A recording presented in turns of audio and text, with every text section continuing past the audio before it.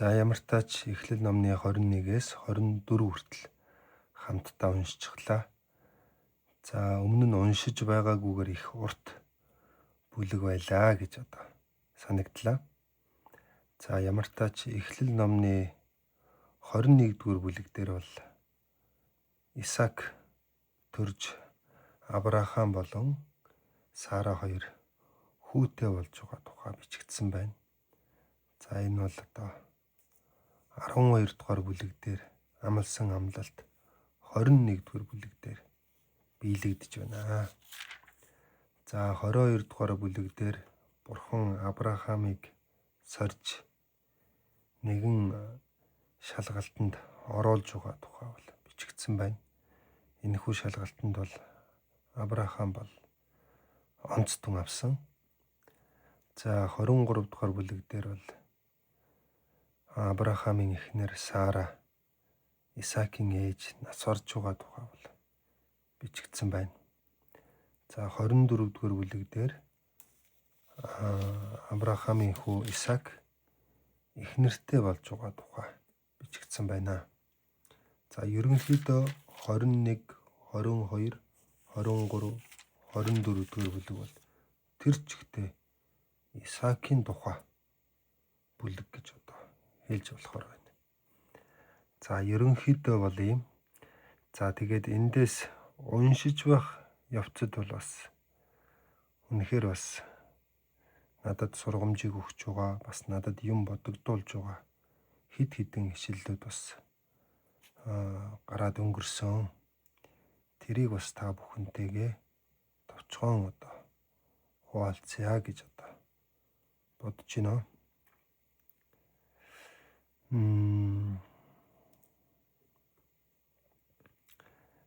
Эхлэл номны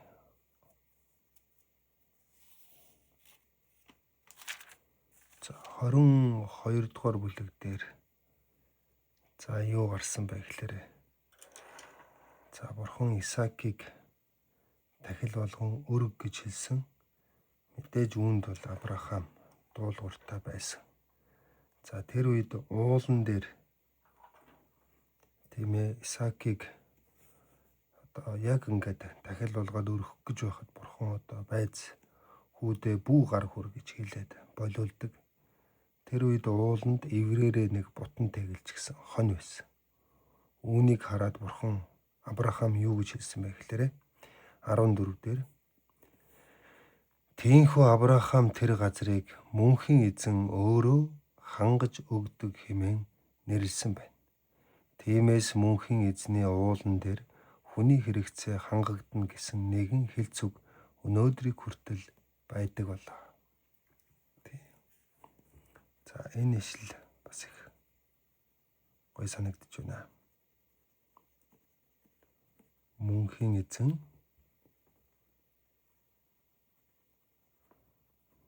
өөрөө хангана. Ингээд Авраам, Исаак хоёр бол энэхүү хуцаар бол дахил өргөчгөөд буугаад ирдэг баг. За Бурхан мөнхийн эзэн өөрөө хангаж өгдөг. За энэ бол бидний итгэлийн амьдралд маш хэрэгтэй ишлэл, маш хэрэгтэй итгэл гэж одоо бодож байна. Мөнхийн эзэн өөрөө хангаж өгдөг. За энэ ишлэл өнөөдөр бас 21, 22 дугаар бүлэг дээрээс бол бас нүдэнд маш тод туслаа. За тэгээд 16 дээр энэ үгийг чамд мөнхийн эзэн хэлж байна. Чи энэ бүхнийг хийсэн учраас төрсөн хүүгээ буюу цорын ганц хүүгээ хүртэл надаас харамлаагүй учраас би чамд дараах зүйлийг хийж өгнө гэдгээ өөрийнхөө нэрийг барин тангаргалж байна. Би үнэхээр чамайг юрна. Үр удмыг чинь Тэнгэрийн одод далайн эргийн элсэн ширхэг мэд тоо томшгүй олон болгоно. Чиний үр сад өстөн дайсныхаа газар нутгийг эзлэн авна. Чи миний үгийг дагсан учраас чиний үр удмаар дамжуулан даян дэлхийн улс үндэстнүүд надаас ерөөл авах болно. энэхүү сорилт, энэхүү шалгалтыг даваад гарсны дараа Авраамийн авах ерөөл, авах нэгүсэл гэдэг бол гайхамшигтай зүйл байсан. Иремья номон дээр яг нэг ийм ишлэл байдаг. Тийм ээ? Ямар үг гэдэг вэ гэхээр чиний гэм нүгэл чамаас сайныг нуусан гэсэн үг байдаг. Бид нэр сорилт, шалгалт дундуур уг нь даваад гарч чадах юм бол түүний ард, түүний дараа авах шагнал гэдэг бол асар том зүйл байдаг. Харамсалтай нь бидний алдаа, бидний зөв зөксгүй байдал тэр сайн сайхан бүхнийг надаас нуудаг гэсэн ишлэл байдаг байхгүй. Авраам бол эсрэгээр нь амьдрсан. За эхлэл 21 22 дугаар бүлэг дээр ийм зүйл байсан. За тэгээ 23 дугаар бүлэг дээр бол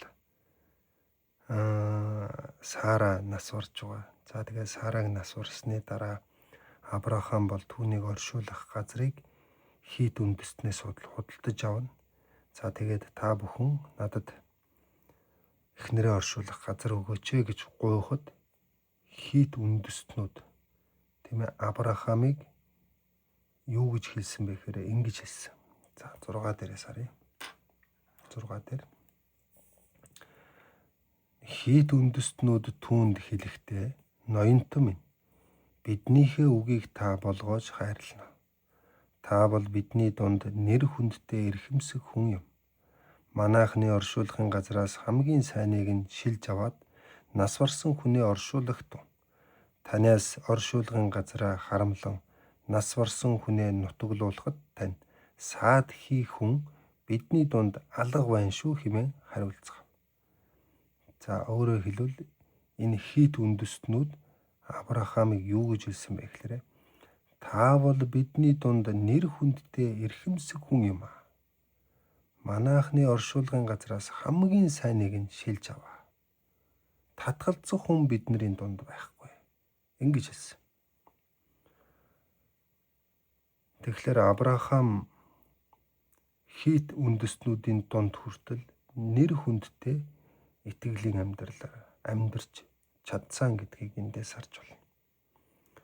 Та нар мэдж байгаа Эхлэл номны 18 дугаар бүлэг дээр Лот тийм ээ Содом Гоморо гэдэг хотод амьдарч байсан. Тийм ээ. Тэр үед Содом Гоморо хотынхан юу гэж хэлсэн бэ гэхээр Лотыг үг хэлэхэд чи мүү цагаач одоо биднэрт заах нь ингэж хэлсэн. Лот бол тэр Содом Гоморо хотод тэр хүмүүсийн дунд тийм ээ нэр хүндтэй итгэлийн амьдралаар амьдарч чадаагүй. Харин Авраам бол эсрэгээрээ тийм ээ нэр хүндтэй итгэлийн амьдралаар хариу үндэстнүүдийн дунд амьдарч чадсан. Тэгэхээр бидний Бурхны өмнө итгэлээ сахиж итгэлийн амьдралаар амьдрах гээд байгаа маань зөвхөн Бурханд таалагдаад зогсохгүй. Бас энэ ертөнцийн хүмүүс ч гэсэн тийм ээ зөв үлгэр дуурайлал болдгоо гэдгийг энд харуулж байгаа юм шиг санагдчих шүү. За та бол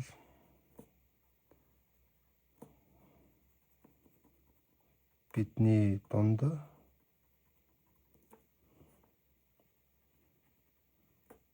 нэр хүндтэй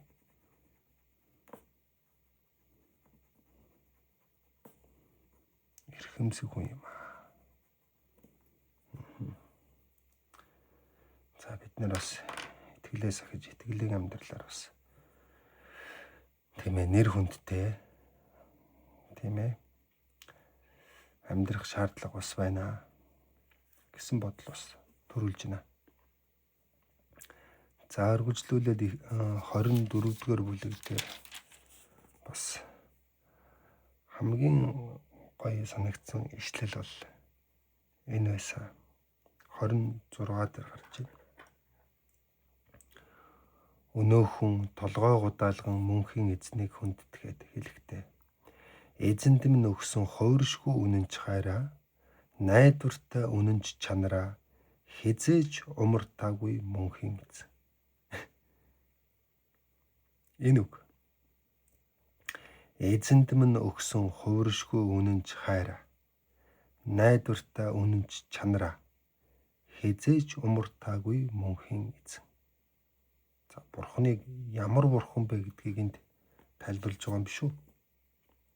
Тийм багт. Эзэнд минь өгсөн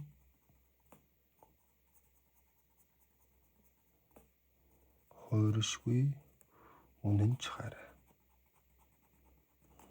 Бурхны хайр бол хувирж өөрчлөгддөггүй, бас үнэнч байдаг гэдгийг хэлж байна. Тэгээд найдвартай үнэнч чанар. Бурхны мөн чанарын тухай хэлж байна. Тэрийг хизээж умартаагүй мөнхийн эзэн. За. Ийм хүн бол хорвоо дээр байдаггүй. За ийм бурхан бол байдаг байгаа. За тэр бурхны үг энэ Библиэлд бичигдсэн байна. За тэрийг бид нэр өдөр бүр унших гэж хичээж байна. За та бүгдийг бас хамт байгаарай гэж одоо хүсэж байна. Бас бурхны үгтэй өдөр бүр ойрхон байгаарай. Тэгвэл таны итгэлийн амьдрал яаж өөрчлөгдөхийг та өөрийнхөө нүдээр харах болно. За бүгдээрээ сайхан амраарай. Маргааш уулзъя. Баяр та.